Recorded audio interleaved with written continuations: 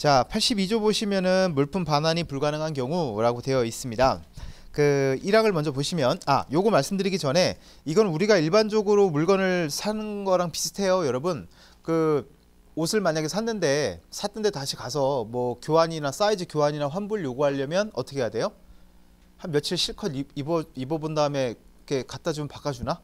안 바꿔주지 않을까요? 똑같은 거라 보시면 돼요. 그래서 물품 반환이 이제 불가능한 경우라는 거는 이제 말씀드린 것처럼 어떤 사용을 했거나 썼거나 이러면 당연히 반환 요구할 수 없겠죠. 자, 1항을 먼저 보시죠. Buyer loses the right to declare the contract avoided or to require the seller to deliver substitute goods. 자, 매수인은 권리를 잃게 된다. 자, 무슨 권리냐면은 declare the contract avoided, 계약 해제를 선언할 권리, 또는 to require the seller to deliver substitute goods. substitute goods가 그 대체제란 뜻이죠. 그러니까 쉽게 생각하면은 이제 물품 교환이라고 생각하시면 돼요. 그래서 대체제의 인도를 매도인에게 요구할 권리 또는 계약을 해제할 권리를 잃게 된다. 자, if it is impossible for him to make restitution of the goods substantially in the condition in which he received them. 자, 그 여기서 이제 힘, for 다음에 나오는 힘은 이제 매수인이겠죠? 매수인이 투여하는 것이 불가능한 경우, 자, 뭘 하는 게 불가능하냐? restitution of the goods. 그러니까 물품을 반환한다는 의미예요. 물품을 반환하는 것이 불가능한 경우, substantially in the condition in which he received them. 그래서 그 매수인이 물품을 했을 때 그 상태와 실질적으로 같은 상태의 물품을 반환하는 것이 불가능하다면, 그죠? 그러면은 계약을 해지한다거나 대체품을 요구하는 것을 할 권리를 잃게 된다. 그죠? 이게 이제 원칙입니다.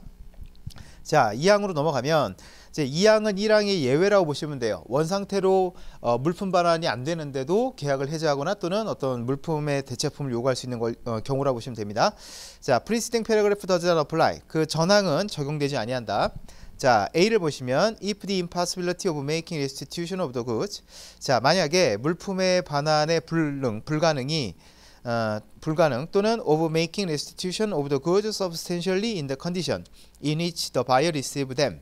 자, 뒤부터 보면 매수인이 물품을 수령한 상태와 실질적으로 동등한 상태의 물품을 반환하는 것이 불가능한 경우, 자, 요 불가능이 is not due to his act or omission.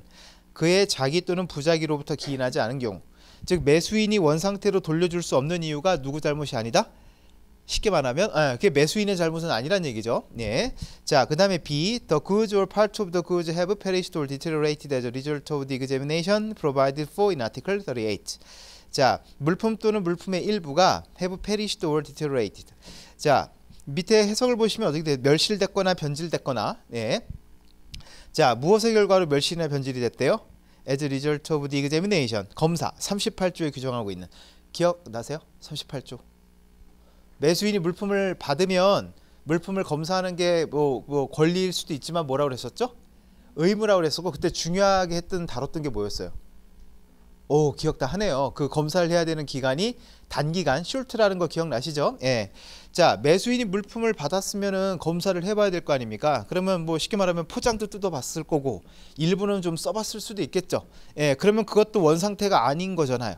하지만 요런 건 이제 예외가 되는 거죠. 자, 그 다음에 C로 넘어가면 if the goods or part of the goods have been sold in the normal course of business or have been consumed or transformed by the buyer in the course of normal use before he discovered or ought to have discovered the lack of conformity.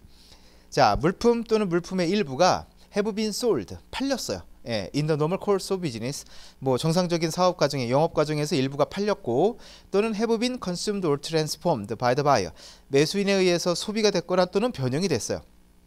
in the course of normal use, 통상적인 사용 과정에서 before he discovered or ought to have discovered the lack of conformity. lack of conformity가 뭐라 그랬죠?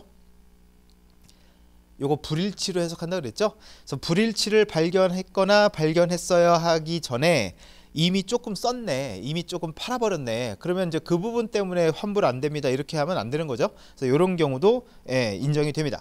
자, C 같은 경우 시험에 나왔었는데 어떻게 나왔었냐면 세 번째 줄에 before 보이죠? 예, 그걸 어떻게 바꿔놨을 것 같아요? 애프터. 그러니까 그 뭔가 이상이 있는 걸 매수인이 발견을 하고 예, 그러면은 이제 거기서 딱 멈추고 이제 교환이나 뭐 환불을 요구해야 되는데 그 이후에 발견한 이후에 사용했다. 이 부분은 사실 인정해 줄 수 없는 부분이죠. 자, 그래서 그 비포 자리에 애프터가 있었습니다. 네. 뭐 내용이 어렵지는 않죠, 여러분. 네.